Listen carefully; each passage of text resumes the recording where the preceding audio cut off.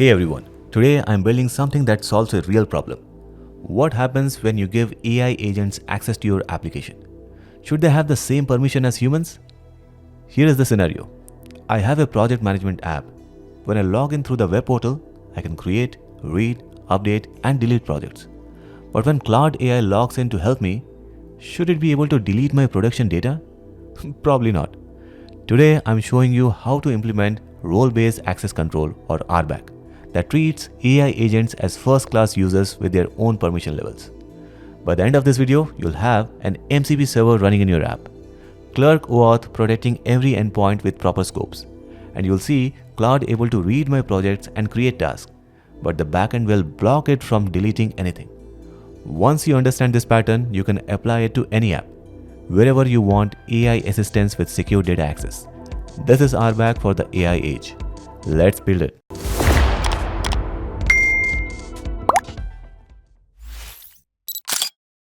Here is our stack. 3 main pieces. First, the MCP client. This is Claude Desktop, Cursor, or any AI tool that supports MCP. We are not building this. Second, our Next.js application.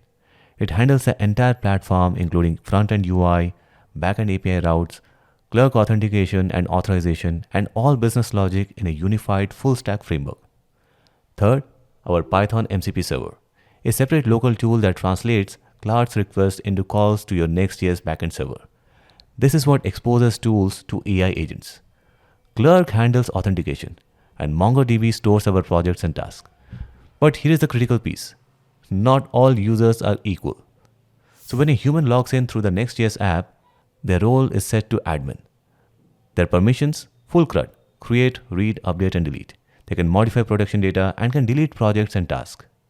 But when an AI agent like Claude logs in through MCP, their role is MCP. Their permissions, read and create only. They cannot update existing data, neither they can delete anything. The backend enforces these rules. Even if Claude tries to delete a project, the API responds with 403 forbidden, insufficient permissions. This isn't just authentication. Proving who you are, it's authorization, controlling what you can do. Here is our authentication flow. So here is what happens when someone connects to our app. Say user wants to connect Claude to the app. User clicks special login link. Say localhost 3000 sign in role MCP. User logs in with Google OAuth through Clerk, for example, himalaya.m@gmail.com. Backend detects role MCP query parameter and assigns role MCP. Clerk issues access token with MCP role embedded in the session. Claude includes token in every MCP request. Backend extracts token and checks the role. Backend enforces role-based permissions on every API call. Now the magic is in step 4. The same user email gets different roles depending on how they log in. If they log in via web portal, no source param, they get admin role, full access. If they log in via Claude, they get role MCP, read and create only. Same user, different context, different permissions. Now, I have already built this app. You can clone it from the link below. But let me walk you through the key RBAC pieces that make this work. Before we dive in, a quick note. For this demo, I'm using a simplified token management approach. So when a user logs in for MCP access, the Next.js backend automatically sends a token to the MCP server for storage.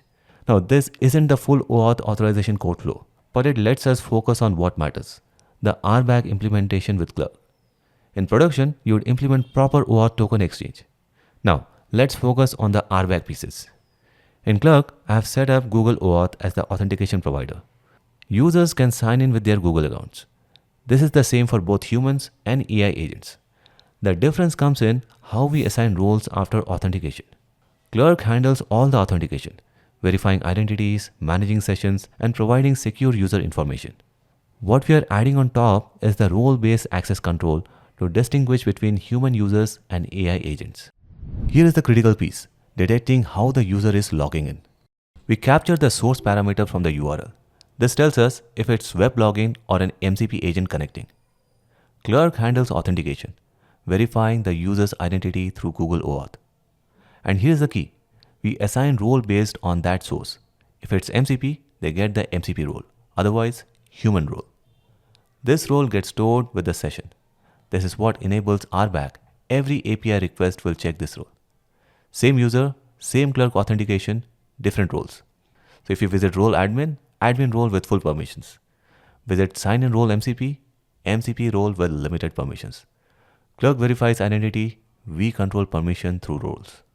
Now, every API request goes through this middleware that enforces RBAC. This is how Clerk's RBAC work in Next.js application. Let me show you the key pattern. Here is a utility function called checkRole. It uses Clerk's auth helper to get the session claims. The role is stored in the session metadata. We simply check if it matches the role we are looking for. In this case, admin. Returns true or false. Now, here is how it's used in Next.js middleware. We have routes that are admin protected. For admin routes, we extract the role from session claims and check if it equals admin. If not, we redirect it to a not authorized page. This is the key. Session claims metadata role. Next.js and Clerk work together seamlessly. Clerk's auth function automatically reads the session and gives us the user role. Every protected endpoint now knows who the user is via Clerk authentication, what role they have, human or MCP, and what permissions they should have. Now, here is where RBAC gets enforced. Different operations have different permission requirements. Let's start with read operations.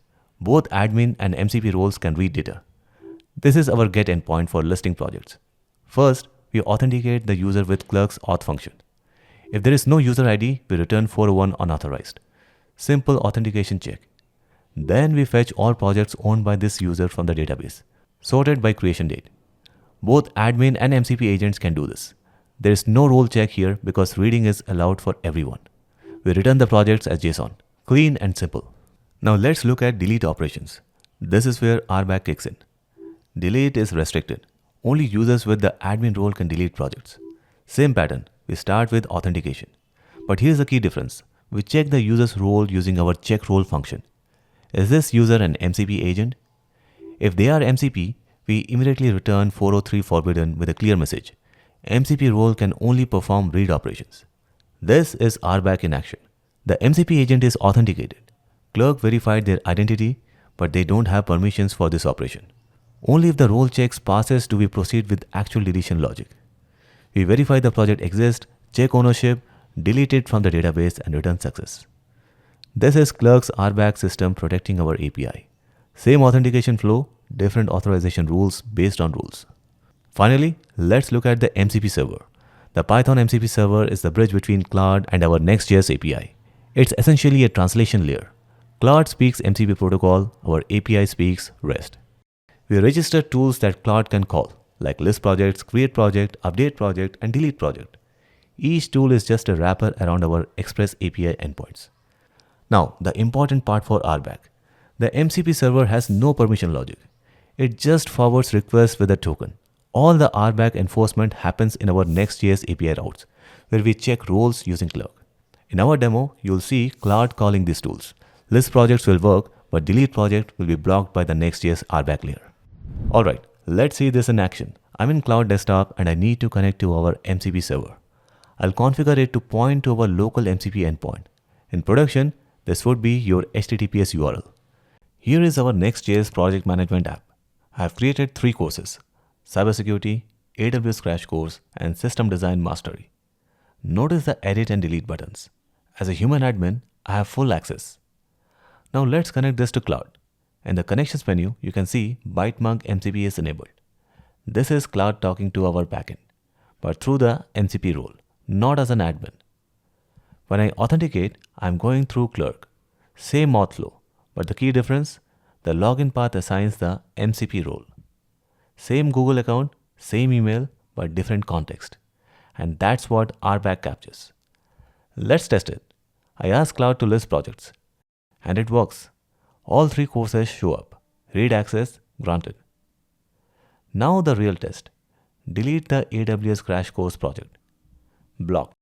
The MCP role is read-only. Claude can see everything but can't modify anything. And that's RBAC in action. Here is the full picture. List and get projects allowed. Create, update, delete, all forbidden. Same user, same authentication, but different permissions based on how they logged in. This is why RBAC matters for AI agents. You control exactly what they can do, not by limiting the tools, but by limiting the role. The pattern: AI agents can read and create permissions but cannot modify or delete existing data. Following Clerk's RBAC best practices, we are implementing the principle of least privilege. Give AI agents only what they need, nothing more. The code for this entire tutorial is linked below, and if you have any questions about MCP, Clerk or AI agent security, drop them in the comments. I read them all and I do my best to help. Thanks for watching.